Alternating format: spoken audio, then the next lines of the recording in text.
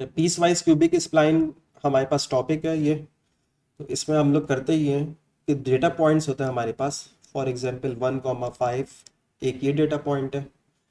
एक हो जाएगा आपके पास 3,9, एक डेटा पॉइंट हो जाएगा आपके पास 5,16, एक और डेटा पॉइंट हो जाएगा 8,28। तो इस तरह आपके पास डिफरेंट डेटा पॉइंट्स होंगे। हर नेक्स्ट पॉइंट पे आपने, हर दो पॉइंट पे आपने जो है एक क्यूबिक इक्वेशन जो आपने फिट करनी है, क्यूबिक स्प्लाइन फिट करना है। तो इसलिए ये पीस वाइज कहलाता है ये। यानी कि x इज इक्वल्स टू 1 से लेके नेक्स्ट पॉइंट जो होगा x इज इक्वल्स टू 3 तक होगा। तो ये x नॉट से लेके x1 तक आप एक इक्वेशन बनाएंगे, क्यूबिक इक्वेशन बनाएंगे, वो क्यूबिक स्प्लाइन कहलाएगा। इसको आप s नॉट बोल देंगे। फिर x इज इक्वल्स टू 3 से x इज इक्वल्स टू 5 तक आप एक और क्यूबिक इक्वेशन बनाएंगे। ये आपके पास हो जाएगी S1। फिर इसी तरह ये आपके पास S2 हो जाएगी। तो हमारे पास 4 पॉइंट हैं, तो हम इस पे 3 इक्वेशंस फिट कर सकते हैं, क्यूबिक इक्वेशन। तो ये पीस वाइज इसलिए कहलाता है कि आपने पीसेस में जो है पहले S0 इक्वेशन फिट करी आपने, फिर S1 इक्वेशन फिट करी, फिर S2 इक्वेशन। तो पीसेस में आपने इक्वेशंस को फिट करा इसमें। तो ये पीस वाइज क्यूबिक स्प्लाइन कहलाता है। अच्छा, इसमें खास हम लोग टॉपिक कर रहे हैं नेचुरल क्यूबिक स्प्लाइन। तो नेचुरल की कंडीशन लगती है, वो आगे जाके मैं आपको बताऊंगा कंडीशन क्यों लगती है। और डिफरेंट टाइप के हमारे पास स्प्लाइन होते हैं। क्लैंप स्प्लाइन होता है और नॉट अ नॉक स्प्लाइन होता है। तो ये आगे जाके मैं आपको बता दूंगा। तो इसको समझने के लिए हम एक क्वेश्चन सॉल्व कर रहे हैं। तो क्वेश्चन में हमने सिर्फ 3 पॉइंट्स लिए हैं। पहला ये पॉइंट आ गया, इसको आप कहते हैं एक्स नॉट, और ये वाई नॉट बोल सकते हैं, या इसको एफ ऑफ एक्स नॉट बोल सकते हैं। फिर दूसरा पॉइंट जो होगा वो ऑब्वियसली 2 के बाद 4 आता है, तो 4 जो होगा वो x1 होगा। और फिर 4 के बाद 9 आता है, तो ये x2 हो जाएगा। तो इस तरह ये हमारे पास 3 पॉइंट्स आ गए। तो पहले 2 पॉइंट पे हम एक क्यूबिक इक्वेशन बनाएंगे, वो कहलाएगी एस नॉट। फिर एक और पॉइंट पे 4 से लेके 9 तक हम एक और इक्वेशन बनाएंगे, वो कहलाएगी S1। इसी तरह आगे जाके जितने पॉइंट आते चले जाएंगे उन सब पे हम पीस वाइज क्यूबिक इक्वेशन हम लोग बनाते रहेंगे। अच्छा, क्यूबिक स्प्लाइन की एक खास इक्वेशन होती है हमारे पास। तो S0 और S1 की मैं इक्वेशन लिखता हूँ। S0 और S1 जो है ये 2 पॉइंट से गुजर रहे हैं। S1 भी 2 पॉइंट से गुजर रहा है, ये मैंने मेंशन कर दिया। अच्छा, S0 की इक्वेशन ये होगी आपके पास A0 plus B0 x minus x not C0 x minus x not. ये आपके पास इक्वेशन होगी इस तरह से। और आखिर में आपके देखें क्यूब लगा हुआ है ये। तो ये x, जब ये ब्रैकेट ओपन होगा तो x क्यूब की इक्वेशन बन जाएगी आपके पास। तो ये आपके पास एस नॉट की इक्वेशन आ गई, जो x इज इक्वल्स टू 2 से लेकर x इज इक्वल्स टू 4 तक है। यानी कि आप इसको इस तरह से लिख सकते हैं कि x बिलोंग्स करता है 2 से लेके 4 तक बिलोंग्स करता है x इसमें। अच्छा, इसमें आपको एक एक्स नॉट नज़र आ रहा होगा यहाँ पे, इसको आपने पुट करना है। ये आपके पास जो 2 पॉइंट्स हैं उसमें पहला वाला पॉइंट जो होगा ना, उसकी एक्स की वैल्यू होती है ये। यानी कि ये आपके पास एक्स नॉट होगा। एस नॉट को अगर आप सॉल्व कर रहे हैं तो एक्स नॉट उसका फर्स्ट पॉइंट होगा। इसी तरह अगर एस वन को सॉल्व कर रहे हैं, आप एस वन की इक्वेशन लिख रहे हैं, तो एस वन का पहला पॉइंट जो है वो 4 है। तो इधर आप एक्स नॉट लिख सकते हैं 4, अगर खाली एस वन को आप देख रहे हैं। लेकिन अगर आप ओवरऑल देख रहे हैं तो एस वन के लिए एक्स वन आ जाएगा यहाँ पर। अच्छा, तो मैं इसकी एक्स नॉट की वैल्यू पुट करता हूँ। तो एक्स नॉट की वैल्यू मैंने पुट करी, एक्स इज इक्वल्स टू 2। तो ये हमारे पास एस नॉट की पहली इक्वेशन बन गई।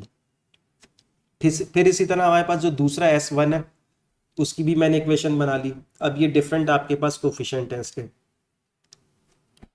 ये ए नॉट आपके पास, बी नॉट और सी नॉट, ये कोफिशिएंट हमने फाइंड आउट करना है। तो हमारी इक्वेशन कंप्लीट हो जाएगी, क्यूबिक इक्वेशन एस नॉट तक की। फिर इसी तरह जो अगला आपके पास एस वन क्यूबिक इक्वेशन है, इसमें ए वन फाइंड आउट करना है आपने, बी वन करना है, सी वन फाइंड आउट करना है और डी वन करना है। तो इससे जो है आपकी दूसरी इक्वेशन भी कंप्लीट हो जाएगी। अच्छा, एस नॉट का पहला पॉइंट जो है वो आपके पास 2 है, और एस वन का पहला पॉइंट जो है वो आपके पास 4 है। तो इसलिए उस पूरी इक्वेशन ऊपर वाली में x माइनस 2 आ गया पूरी इक्वेशन में, और नीचे वाली इक्वेशन में आपके पास x माइनस 4 आ गया सब जगह।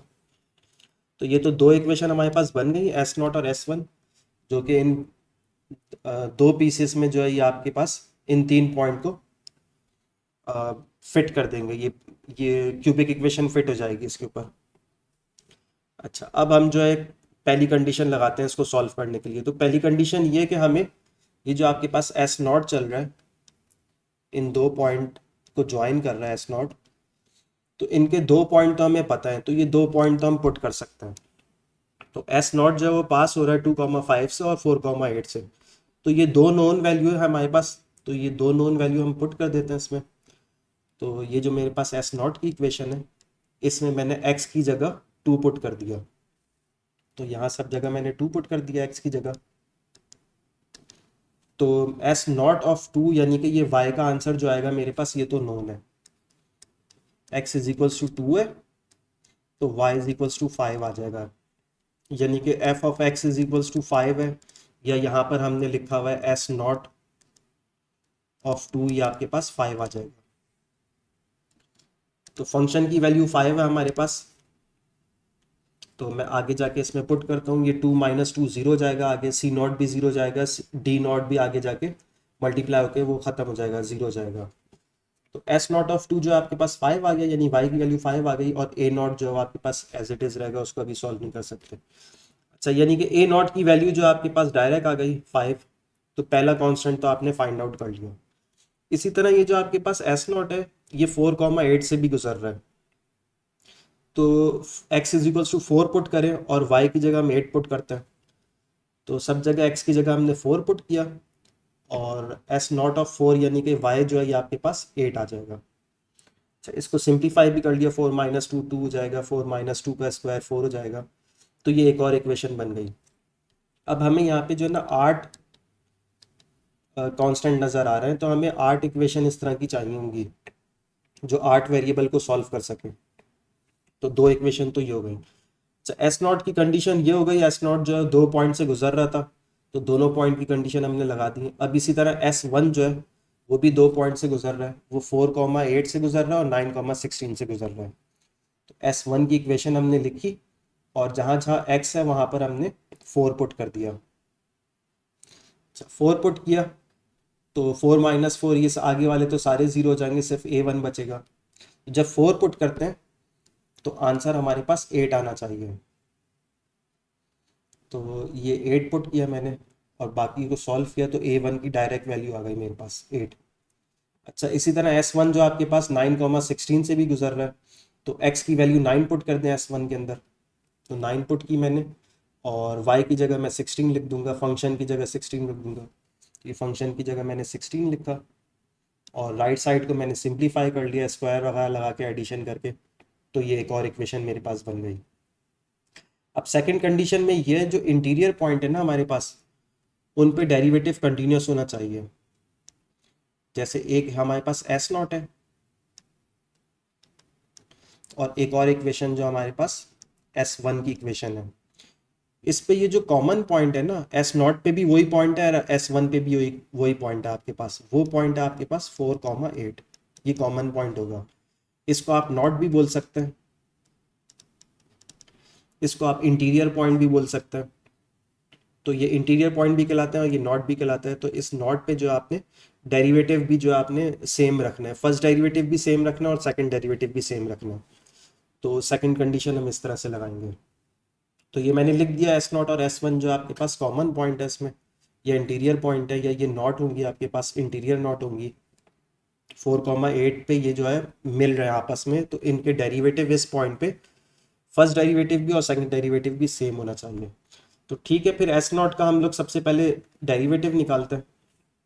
ये एस नॉट की इक्वेशन लिखी मैंने, और फिर एस नॉट का डेरिवेटिव मैं निकालूंगा विथ रेस्पेक्ट टू एक्स। तो ये कांस्टेंट का डेरिवेटिव तो आपके पास ख़त्म हो जाएगा, और x का डेरिवेटिव 1 आया, कांस्टेंट का भी 0 हो जाएगा आपके पास, तो ये 1 मल्टीप्लाई बाय बी नॉट, तो ये बी नॉट आ गया आपके पास। इसी तरह ये मैंने डेरिवेटिव निकाल लिया पावर रूल लगा के, तो ये फर्स्ट डेरिवेटिव आ गया। अब ये किस पॉइंट पे आपने फाइंड आउट करना है, x इज इक्वल्स टू 4 पे पॉइंट आउट फाइंड आउट करना है। तो इस पे x इज इक्वल्स टू 4, क्योंकि वो कॉमन पॉइंट है, हमने बाद में इसको इक्वल्स टू करना है, तो x इज इक्वल्स टू 4 इसमें पुट कर देंगे इक्वेशन में।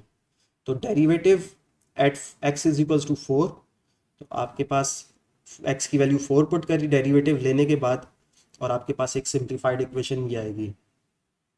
P not plus 4 C not plus 12 D not.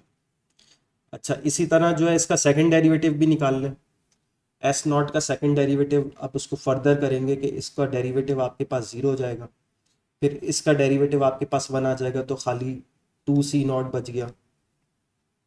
फिर इस पे पावर रूल लगेगा, 2 पावर नीचे उतरेगी तो ये 6 हो जाएगा, तो यहाँ पर ये 6 आ गया, D नॉट आ गया और इसकी पावर में से माइनस होगा। सिंपल डेरिवेटिव लिया हुआ है इसमें। अच्छा, इस डेरिवेटिव को भी हमने x इज इक्वल्स टू 4 पे फाइंड आउट करना है और फिर आगे जाके हम उसको S1 के साथ इक्वेट करेंगे। तो x की जगह मैं 4 पुट करता हूँ, तो सिंप्लीफाइड फॉर्म मेरे पास ये आ रही है, एस नॉट सेकेंड डेरिवेटिव 4 पर 2C not plus 12D not, ये मेरे पास आंसर बन रहा है। अब S1 का भी डेरिवेटिव फाइंड आउट कर लेते हैं हम लोग। ये S1 की इक्वेशन लिखी मैंने और फिर इसको डेरिवेट करूंगा मैं, तो कांस्टेंट ख़त्म हुआ। फिर आगे जाके पावर रूल लगा हमारे पास, फिर इस पे भी मैं x इज इक्वल्स टू 4 पे फाइंड आउट करूंगा डेरिवेटिव, फर्स्ट डेरिवेटिव। तो x इज इक्वल्स टू 4 मैंने पुट किया, तो मेरे पास एक ये इक्वेशन बन रही है, S1 का फर्स्ट डेरिवेटिव 4 पर B1 आ रहा है आपके पास। अच्छा, अब इसी तरह सेकंड डेरिवेटिव फाइंड आउट करना है। सेकंड डेरिवेटिव मैंने लिया, सेकंड डेरिवेटिव S1 का सेकंड डेरिवेटिव लिया और ये भी 4 पे फाइंड आउट करना है। सेकंड डेरिवेटिव को भी बराबर करना है S0 के साथ, और ये 4 वैल्यू पुट करी मैंने, और ये S1 का सेकंड डेरिवेटिव 4 पर जो है 2C1 आ गया मेरे पास। अच्छा, अब ये फर्स्ट डेरिवेटिव भी आ गया 4 पर, सेकंड डेरिवेटिव भी आ गया। तो हमारे पास कंडीशन ये है कि S0 का फर्स्ट डेरिवेटिव 4 पर बराबर होना चाहिए S1 का फर्स्ट डेरिवेटिव 4 पर। जो कॉमन पॉइंट है उन पर डेरिवेटिव बराबर होना चाहिए। S0 ऑफ 4 भी निकाला हुआ है मैंने, S1 ऑफ 4 भी निकाला हुआ है, इनकी वैल्यू यहाँ पुट करी, तो ये S0 की वैल्यू पुट करी मैंने और ये S1 की वैल्यू पुट करी डेरिवेटिव की, तो ये मेरे पास एक और इक्वेशन मिल गई मुझे इस तरह से। फिर सेकंड डेरिवेटिव भी सेम होना चाहिए 4 पर, x इज इक्वल्स टू 4 पर, क्योंकि वो इंटीरियर पॉइंट है, वो नॉट है, वो जॉइनिंग पॉइंट है, वो कॉमन पॉइंट है, तो इस पे जो है डेरिवेटिव सेम आना चाहिए। तो इसकी सेकंड डेरिवेटिव की पीछे से वैल्यू उठाई और ये फर्स्ट डेरिवेटिव की ये वैल्यू आ गई मेरे पास। ये इस इक्वेशन में पुट करूंगा तो एक और इक्वेशन मेरे पास बन जाएगी। अब ये 5-6 इक्वेशन हो गई है मेरे पास, 7 और 8, 2 इक्वेशन और चाहिए मुझे। अच्छा, अब इस यहाँ तक तो आपके पास सेम प्रोसेस होगा हर क्यूबिक स्प्लाइन का, लेकिन अब हम लोग चूंकि नेचुरल क्यूबिक स्प्लाइन कर रहे हैं, तो नेचुरल क्यूबिक स्प्लाइन के लिए कंडीशन ये है कि सेकंड डेरिवेटिव जो है एंड पॉइंट्स पर ये आपके पास सेम होना चाहिए, 0 होना चाहिए, सॉरी। तो ये एंड पॉइंट्स पे आपके पास 0 होना चाहिए। इसकी वजह ये, देखिए सेकंड डेरिवेटिव 0 होता है तो उसका मतलब क्या होता है, सेकंड डेरिवेटिव अगर किसी पॉइंट पे 0 होता है तो इसका ये मतलब होता है कि वहां पर कॉनकेव अप और कॉनकेव डाउन मिल रहे होते हैं, तो वो पॉइंट ऑफ इन्फ्लेक्शन बनता है वहां पर। तो ये पॉइंट ऑफ इन्फ्लेक्शन बनता है जहां सेकंड डेरिवेटिव 0 होता है। अच्छा, ये पॉइंट ऑफ इन्फ्लेक्शन जो होता है ना, ये स्ट्रेट लाइन होती है, ये एक तरह से, जैसे यहाँ पे पॉइंट ऑफ इन्फ्लेक्शन बन रहा है तो यहाँ से यहाँ तक स्ट्रेट लाइन होगी ये आपके पास कॉनकेव डाउन हो गया, ये कॉनकेव अप हो गया। तो कॉनकेव अप और कॉनकेव डाउन जहाँ पे बन रहा होता है उस पॉइंट पे डेरिवेटिव जो है आपके पास 0 आता है, और ये पॉइंट ऑफ इन्फ्लेक्शन कहलाता है ये। अच्छा, तो हमने यही कंडीशन रखनी है कि हमारे पास जो है ना एंड पॉइंट्स पे जो भी हमारे पास क्यूबिक स्प्लाइन बन रहा है, जितने भी हमारे पास पॉइंट्स हैं, तो इस पे जो है ना ये डेरिवेटिव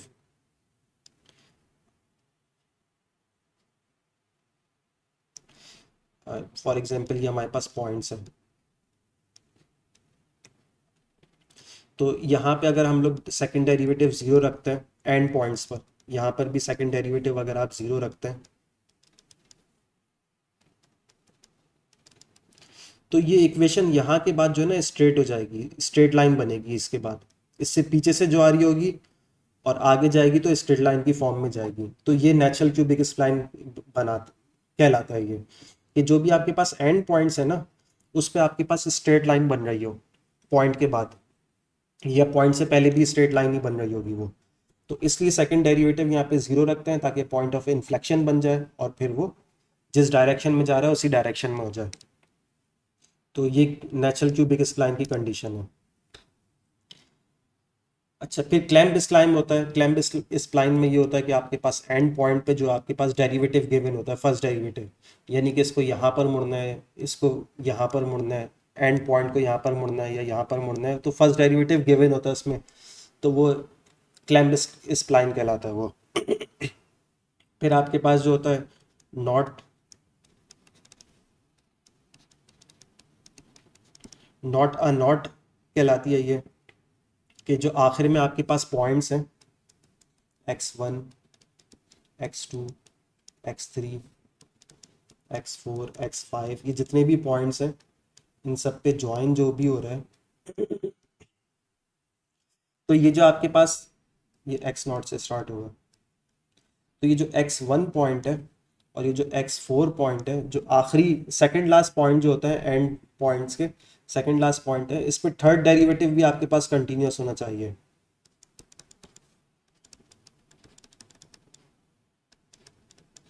थर्ड डेरिवेटिव भी कंटिन्यूस होना चाहिए, तो ये आपके पास नॉट अ नॉट बन जाता है ये आपके पास।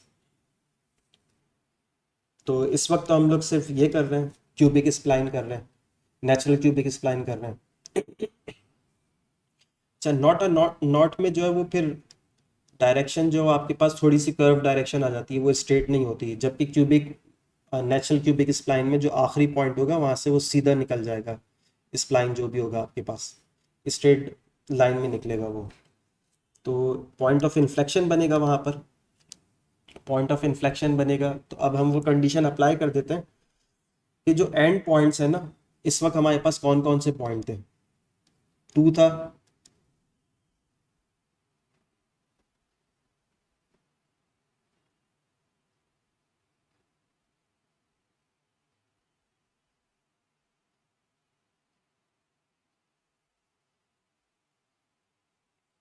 ये एंड पॉइंट्स है हमारे पास। तो एक x इजिकल्स टू 2 है मेरे पास एंड पॉइंट, और एक आखिरी पॉइंट जो है वो आपके पास 9 है।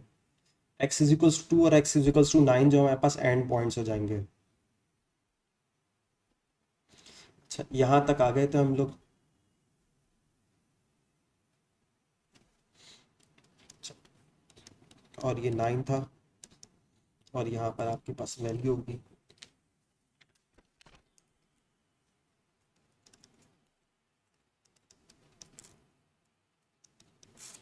तो ये वाला पॉइंट जो है ये एंड होगा पॉइंट,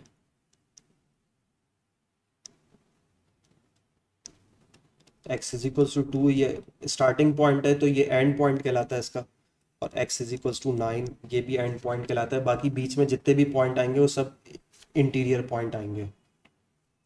तो इनके एंड पॉइंट पे हमने क्योंकि स्ट्रेट लाइन ड्रॉ करनी है, स्ट्रेट लाइन में गुजर जाए, जो भी डायरेक्शन है उसी डायरेक्शन में गुजर जाए, तो ये हम एंड पॉइंट्स पे सेकंड डेरिवेटिव 0 लेंगे।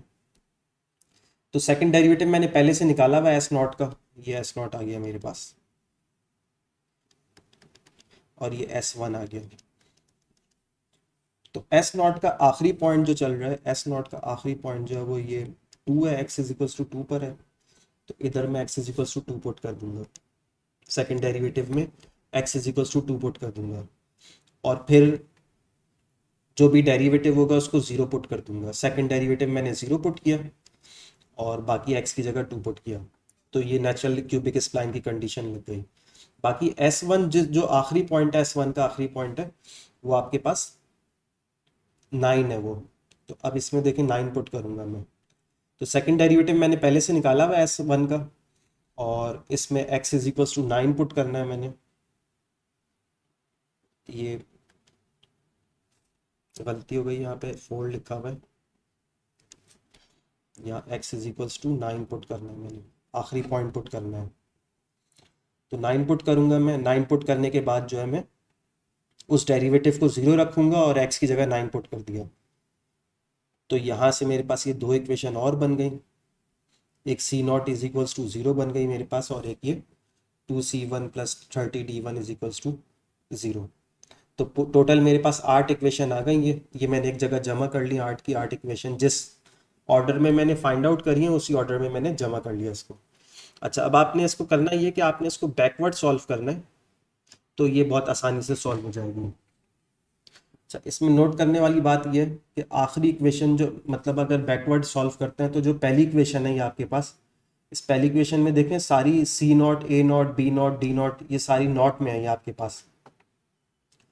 तो हम जब नीचे से ऊपर सॉल्व करेंगे ना, तो हमारी कोशिश यही होगी कि हम सबको जो है ना A naught, B naught, C naught और डी नॉट में कन्वर्ट कर दें, ताकि आखिर में हमें आंसर मिल जाए। तो इन इक्वेशन को थोड़ा मैं एक्सपेंड करके लिखता हूँ। ये मैंने एक्सपेंड करके लिखा है इन इक्वेशन को। अच्छा, इन इक्वेशन में ये तो डायरेक्ट सॉल्व हुए हुए हैं मेरे पास। ए नॉट इज इक्वल्स टू 5। तो जैसे मैंने आपको बताया था बैकवर्ड सॉल्व करेंगे, उसको बैकवर्ड सॉल्व करना स्टार्ट करते हैं। तो सबसे पहले यहाँ से स्टार्ट करते हैं। यहाँ से C1 की वैल्यू निकाल लें या D1 की वैल्यू निकाल लें।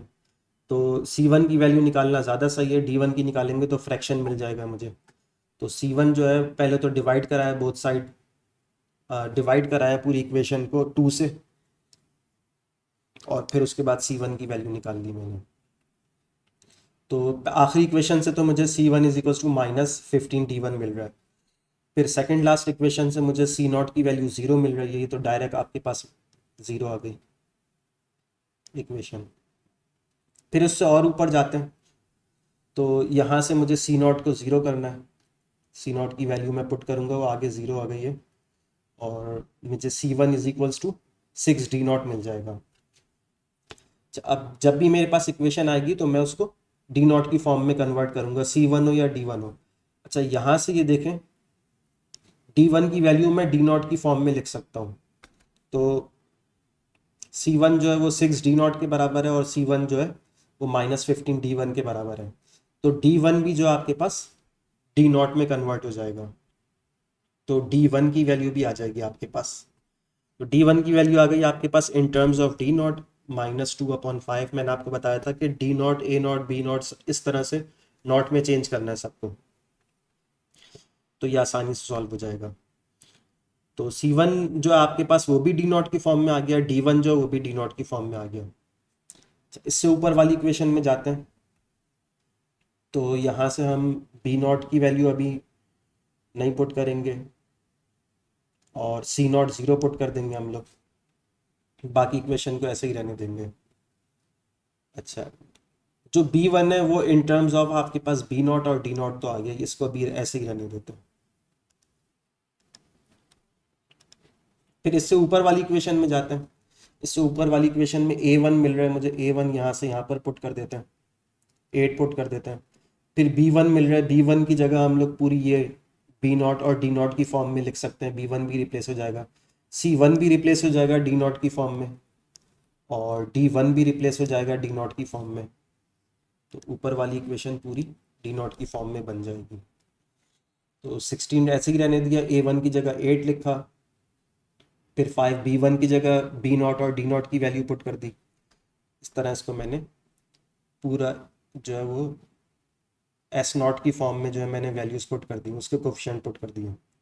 अब इसको सिंप्लीफाई कर लेते हैं, ये इधर चला जाएगा, 16 माइनस 8 हो जाएगा, और फिर ये 5B0 आ जाएगा, और फिर इसको सिंप्लीफाई कर लेंगे 5 × 12। तो कंप्लीट सिंप्लीफाई होकर मेरे पास ये इक्वेशन आएगी, 8 is equals to 5B0 plus 60D0, ये आ जाएगी। तो ये हो गया मेरे पास B0 और D0 की फॉर्म में आ गई मेरे पास इक्वेशन। अच्छा, इससे ऊपर जाएंगे तो इक्वेशन सॉल्व हुई भी है, उससे और ऊपर जाएंगे ये आखिरी इक्वेशन, सेकंड इक्वेशन जो है मेरे पास, इसमें जो है, अच्छा इससे पहले हम लोग ये सॉल्व कर लेते हैं कि यहाँ से आपकी मर्ज़ी है B0 की वैल्यू निकाल लें या D0 की वैल्यू निकाल लें, ठीक है, इसमें मर्ज़ी है। तो मैंने यहाँ से B0 की वैल्यू निकाल ली है। अच्छा, अब ऊपर वाली इक्वेशन में चले जाते हैं। इसमें A0 की जगह ये पुट कर देंगे, B0 की जगह हम ये वाली वैल्यू पुट कर देते हैं D0 की फॉर्म। C0 आपके पास 0 जाएगा ये, और D0 की जगह आप D0 ही रहने देगा, क्योंकि आपने B0 को D0 में कन्वर्ट कर दिया। तो ये तमाम वैल्यूज़ मैंने पुट करी जिस तरह मैंने आपको बताई है, और इसके बाद इसको सिंप्लीफाई करते हैं। तो ये 5 इधर गया, 8 माइनस 5 3 हो जाएगा, फिर 2 मल्टीप्लाई हो गया ब्रैकेट से, और फिर इसको फर्दर सिंप्लीफाई करते हैं, ये कांस्टेंट एक और इधर आ जाएगा, इसको फर्दर सिंप्लीफाई करते हैं तो हमारे पास डी नॉट की वैल्यू 1/280 आ जाएगी। तो अब एक वैल्यू मुझे मिल गई डी नॉट की, इसको मैं ले जाके इसमें पुट कर दूंगा तो बी नॉट की वैल्यू मिल जाएगी मुझे। अब आपने बैकवर्ड चले थे आप, अब वापस अब आप फॉरवर्ड चलेंगे तो सारे कांस्टेंट आपको मिलते चले जाएंगे। तो अब मैं इधर पुट कर देता हूँ डी नॉट की वैल्यू। तो बी नॉट वाली इक्वेशन में मैंने डी नॉट की वैल्यू पुट करी, और बी नॉट का मेरे पास आंसर आ जाएगा 52/35 सिंप्लीफाई होके।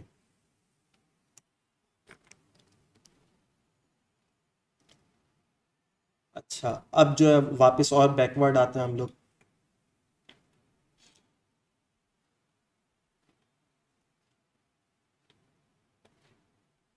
थोड़ा सा इसको क्लियर कर लें। तो ये वैल्यूज़ हमने निकाली हुई हैं, और जो इक्वेशन मेन इक्वेशन थी वो मैंने सारी सेपरेट कर ली है। डी नॉट हमारे पास फाइंड आउट हो चुका है, बी नॉट भी फाइंड आउट हो चुका है, इसको B1 में पुट करते हैं, ये बी नॉट और डी नॉट को, तो ये भी फाइंड आउट हो जाएगा।